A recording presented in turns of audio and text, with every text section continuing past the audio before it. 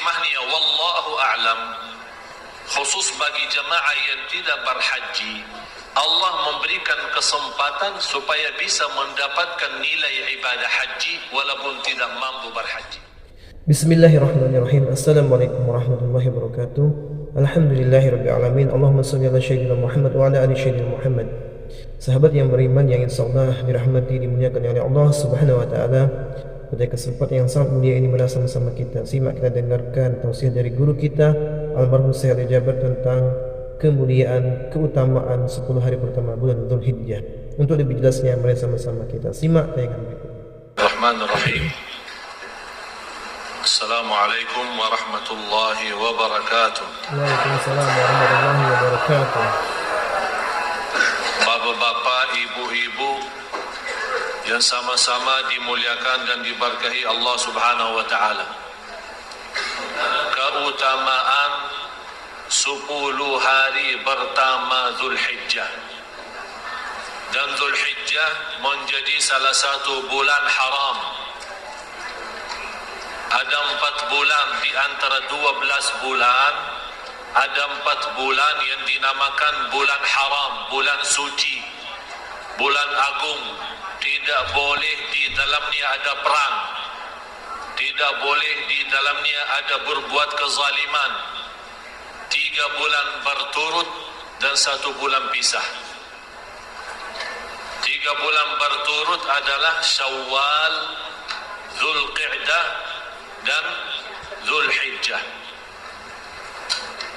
yang dinamakan bulan-bulan haji.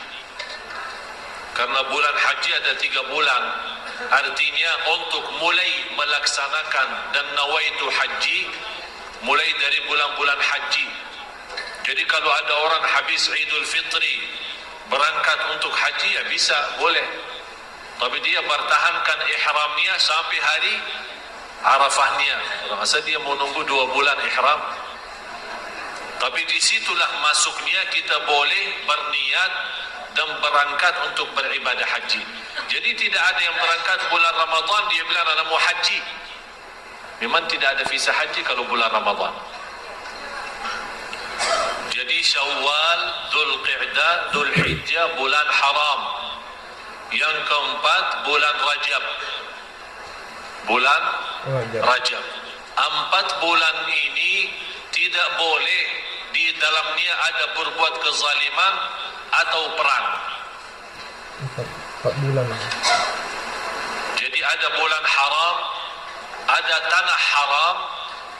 Di Makkah tidak boleh ada perang.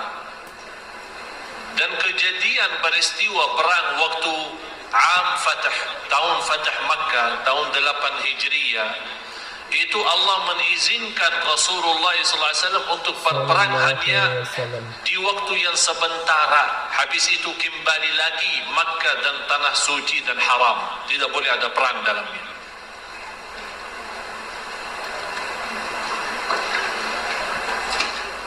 Dan bulan Dzulhijjah ini menjadi bulan yang terakhir di tahun Hijriyah. Kalau bulan Masihiyah tahun akhir bulan 12 Desember. Kalau bulan tahun Hijriyah adalah Dzulhijjah. Berarti kalau sudah masuknya Muharram itu namanya tahun baru Hijriyah. Di 10 hari pertama sangat utama untuk beramal saleh. Sampai Allah sendiri bersumpah dalam 10 hari pertama Dzulhijjah itu, sebagaimana firman Allah, wal fajri wa layalin 'ashr. Walaupun ada berbeda pendapat antara ulama penjelasan wa layalin 'ashr, malam-malam yang 10, sebagian ahli tafsir menjelaskan yang dimaksud adalah 10 malam akhir Ramadan.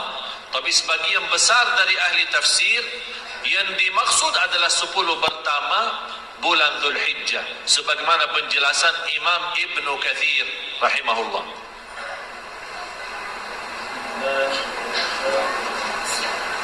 Dan jamaah sekalian, Bapak Ibu, kalau Allah bersumpah terhadap sesuatu, berarti sesuatu itu sangat agung.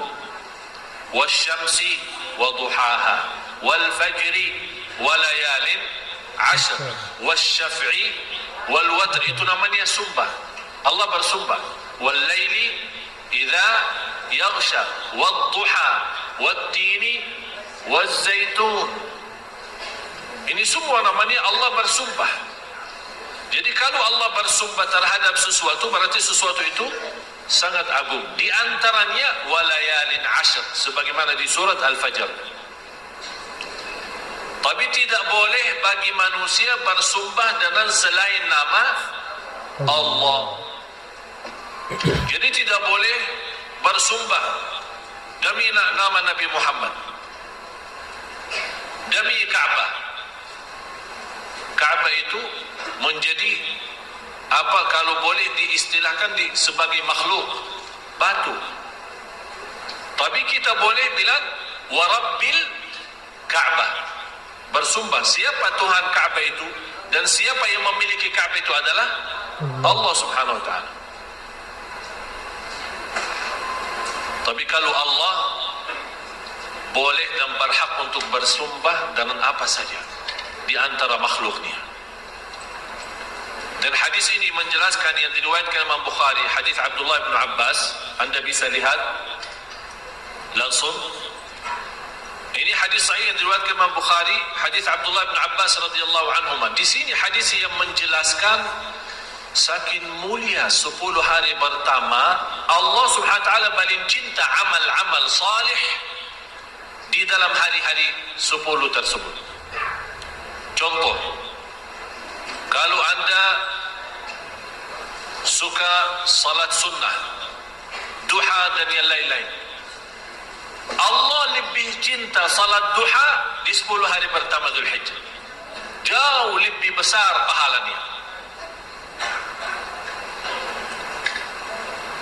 Yang saya ambil hikmahnya, wallahu a'lam, khusus bagi jamaah yang tidak berhaji, Allah memberikan kesempatan supaya bisa mendapatkan nilai ibadah haji walaupun tidak mampu berhaji. Oleh karena itu Allah jadikan 10 hari pertama sangat agung dan mulia, bukan hanya untuk jamaah haji, tapi juga boleh selain jamaah haji. Rasulullah sallallahu alaihi wasallam bersabda, "Ma min ayyamin al-'amalu as-salihu fiha ahabbu ila Allah min hadhihi al-'ashr." Sampai dijelaskan tidak ada hari-hari yang di dalamnya amal salih yang paling dicintai Allah hanya di 10 hari pertama. Saking mulia jamaah sekalian, Bapak Ibu, saking mulia 10 hari pertama, muncul berbeda pendapat antara ulama mana yang lebih afdal. Apakah 10 malam terakhir Ramadan atau 10 pertama Dzulhijjah? Ini merubah tanda apa? Saking ada perbedaan pendapat, berarti betul-betul 10 hari pertama itu jelas mulia. Sampai tidak ada sepakat antara ulama 10 Ramadan terakhir adalah lebih baik daripada 10 pertama Dzulhijjah. Belum disepakati, masih berbeda pendapat. Saking ini punya kemuliaan dan juga ini punya kemuliaan. Dan salah satu hadis ini yang diriwayatkan Imam Bukhari, tidak ada amal salih di selain 10 hari pertama yang paling dicintai Allah sebagaimana di 10 hari Dzulhijjah itu. Sampai ada sahabat kaget mendengar berita gembira. Apa kewajiban dan yang kita memerlukan untuk melaksanakan amal salih? Banyak amal-amal salih yang kita bisa lakukan selama 10 hari pertama mulai dari hari ini. Di antara amal-amal yang salih yang perlu kita jaga dan kita amalkan khusus untuk jemaah haji, memang yang terbaik di 10 hari pertama untuk bulan Dzulhijjah untuk laksanakan umrah dan haji. Biasanya jemaah haji umrah hampir 60-80% sudah pada berangkat. Tapi ada juga yang masih siap-siap menunggu visahnya, menunggu apa. Jadi di antara amal yang perlu kita jaga adalah haji dan umrah. Dan jamaah sekalian, harus kita fahami satu persoalan. Untuk haji tidak wajib umrah sebelum niat. Ada orang berkata, ana mau haji pertama kali, tapi ana belum sempat umrah. Apakah boleh enggak? Boleh. Tapi jelas lebih mulia dan lebih agung adalah umrah dan haji. Karena haji itu kan ada 3 macam. Ada tamattu', ada qiran, ada ifrad. Ifrad artinya membawa ibadah haji sendiri. Labbaik Allahumma hajja. Tidak ada selain haji. Jadi dia berangkat dari sini untuk haji. Tapi tamattu' dan itu yang lebih baik. Karena itu sunnah Rasulullah SAW adalah tamattu'. Umrah dulu disambungkan dengan haji. Niatnya apa? Labbaik Allahumma umratan wa hajja.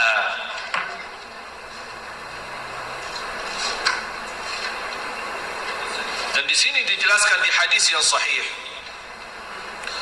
Rasul sallallahu alaihi wasallam, hadis Abi Hurairah radhiyallahu an, bagaimana menjelaskan al-umratu ila al-umrah kaffaratun lima bainahuma wal hajjul mabrur laisa lahu jazaa'un illa al-jannah.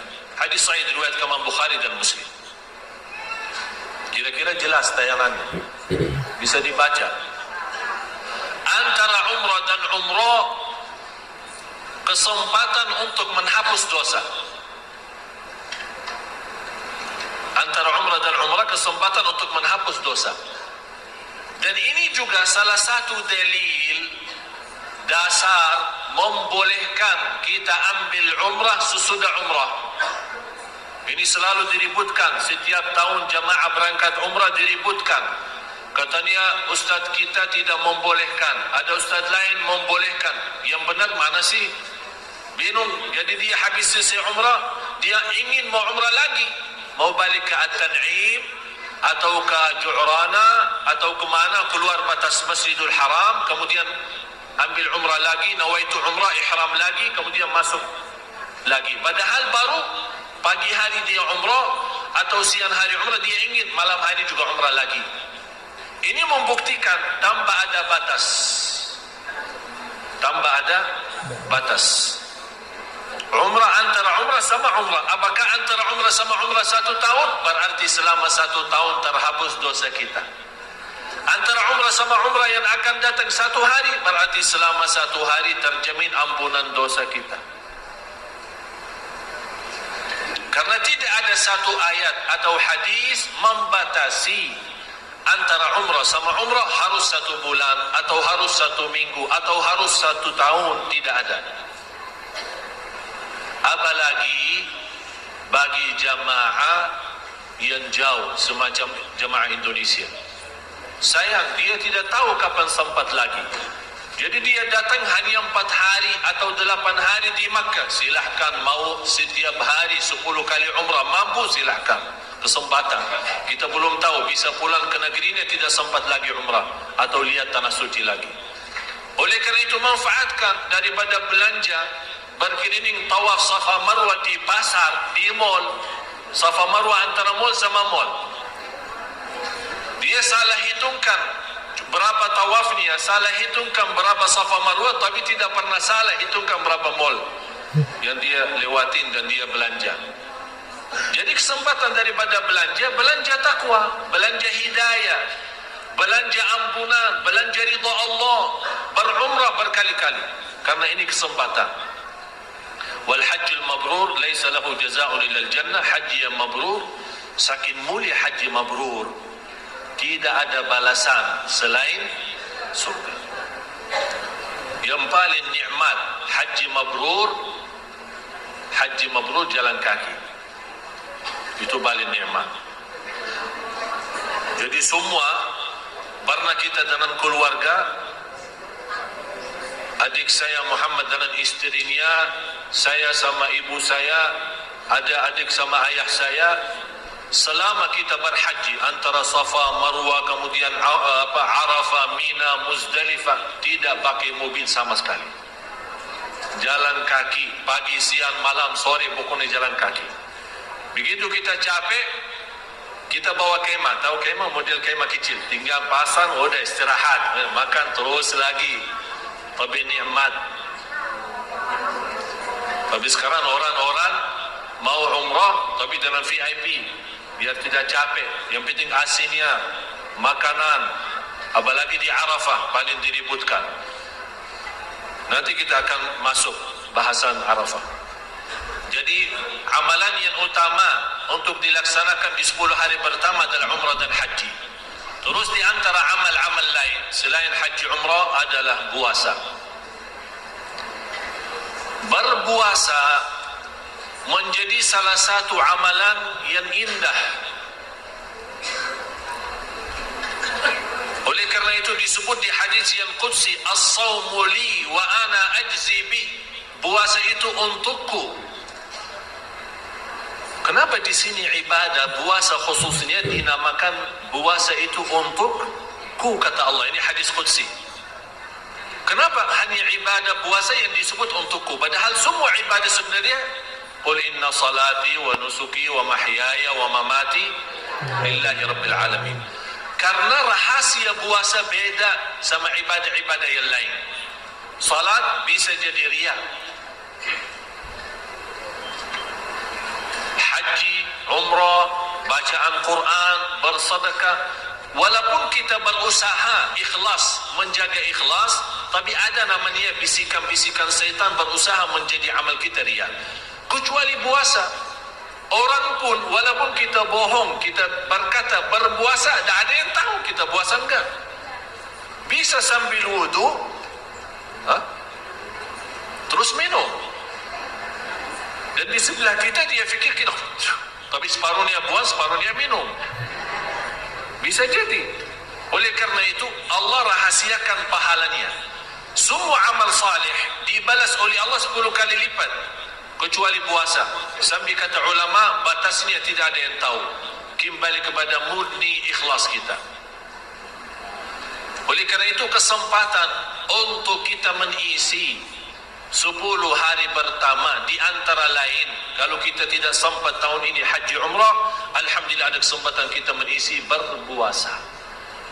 Mulai dari hari pertama, sebenarnya mulai hari ini. Kalau tidak sempat, belum tahu, belum isbat, belum ada info, boleh mulai besok. Nawaitunya apa? Karena puasa hari Arafah adalah puasa sunnah, berarti boleh 2 in 1. Tahu 2 in 1? Puasa hari Arafah, puasa hari 10 pertama Zulhijjah plus hari Kamis. Jadi nawaitunya 2. Itu namanya 2 in 1. Alhamdulillah plus boleh ya. Tidak boleh digabungkan ibadah wajib dengan niat lain. Misal, contoh, saya ada salat subuh, tapi begitu saya mau salat subuh, saya ingat ada subuh kemarin, ketiduran terus lupa. Udah, ya Allah, nawaitu subuh hari ini plus yang kemarin. Itu dah bisa. Itu ibadah wajib. Kalau wajib tidak boleh digabung. Tapi contoh, saya begitu masuk masjid jam 11, habis saya wudu, dan ada kebetulan ada acara.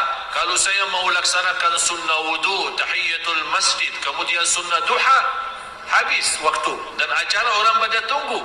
Apalagi orang itu ustaz atau orang yang membawa acara. Udah masuk, nawaitu 3 in 1. Duha, tahiyatul masjid, sunnah wudu, 3 in 1. Udah, bismillah, Allahu Akbar, salat. Semuanya terhitung dapat 3-3-nya. Nawaitunya bagaimana? Kalau ada yang mudah, jangan cari yang susah. Kalau ada yang mudah, jangan cari. Nawaitunya sudah di dalam hati, duha, qabliyah, tahiyatul masjid, kemudian sunnah wudu. Dah usah nawaitu an usalli duha, sunnatul wudu, kemudian tahiyatul masjid di Masjid Agung Sunda Kelapa. Nanti salah sebut lagi, nanti ulang lagi niatnya. Udah, nawaitunya masuk sunnah tahiyatul masjid, sunnah wudu, kemudian sunnah duha. Jelas? Termasuk puasa sunnah.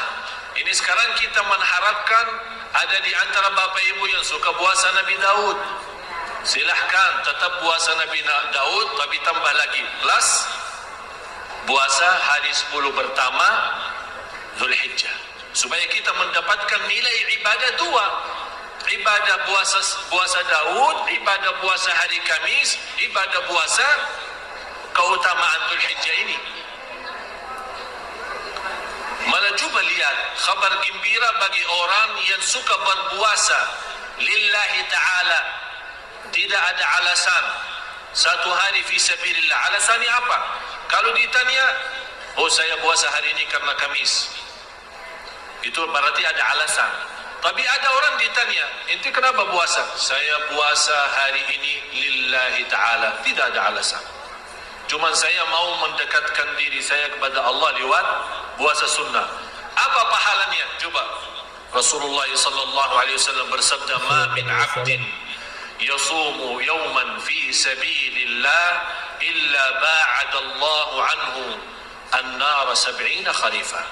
Tidak ada yang puasa satu hari karena Allah, tidak ada alasan karena sunnah atau yang lain, lillahi ta'ala, murni, akan dapat dijauhkan oleh Allah dari neraka Jahannam 70 tahun. Ini baru satu hari. Hadis ini sahih, muttafaqun alaih. Dan harus fahami Bapak Ibu, dalam ilmu hadis ada dua kata. Ya, tolong perhatian, ada dua kata. Kalau disebut as-sahih, itu maksudnya Imam Bukhari. Itu maksudnya Imam Bukhari, as-sahih. Ada satu lagi yang disebut as-sahihain, dua sahih, maksudnya Bukhari dan Muslim. Ada disebut muttafaqun alaih. Muttafaqun, maksudnya muttafaqun alaih apa? Di bawah Imam Bukhari dan Muslim terutama, dan lafaz di Bukhari dan Muslim sama, tidak ada beda. Tapi kalau ada beda lafaz, disebut Bukhari dan Muslim. Faham? Jadi hadis ini yang muttafaqun alaih, orang yang puasa satu hari mendapatkan balasan oleh Allah Subhanahu wa taala, dijauhkan dari neraka Jahannam 70 tahun. Oleh karena itu Bapak Ibu, kesempatan di 10 hari pertama jangan sia-sia berpuasa. Mau berturut-turut boleh, tidak sanggup setiap hari, mau giliran boleh, mau satu hari pun boleh. Tapi sayang sekali kalau sudah lewat kesempatan ini kita tidak memanfaatkan. Tapi kalau anda merasa diri tidak bisa, sibuk, kecapean, banyak aktivitas, saya tidak sanggup menjaga puasa selama ini, paling tidak jaga puasa hari Arafah. Alhamdulillahirrahmanirrahim. Sahabat yang beriman, itulah tadi ilmu yang disampaikan oleh guru kita. Mudah-mudahan bermanfaat, mudah-mudahan kita dapat istiqomah mengamalkan perintah-perintah Allah, khususnya di bulan Zulhijjah, 10 hari pertama bulan Zulhijjah. Mari kita memperbanyak amal-amal ibadah kepada Allah Subhanahu wa taala. Mungkin itu saja yang bisa saya sampaikan. Lebih kurang saya mohon maaf. Saya akhiri, wassalamualaikum warahmatullahi wabarakatuh.